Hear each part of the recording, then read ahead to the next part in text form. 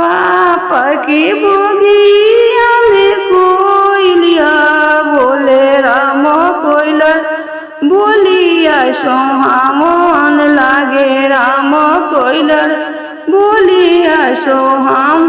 चाचा की बोगिया में कोयलिया बोले राम कोयलर बोलिया सोहामन लागे राम कोयलर बोलिया सोहामन।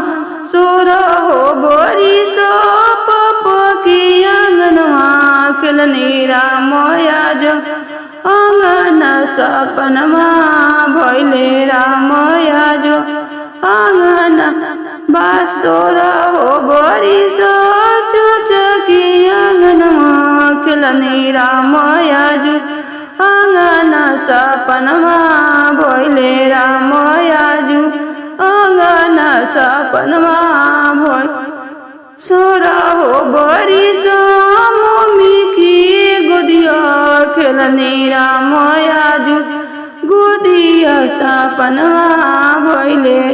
सोरहो बड़ी सो मम्मी की गोदिया खेलनी राम आज गोदिया सपनमा हो तभी साथे कोयल भी दैया मांगे राम आज गरवा सपनमा भैले।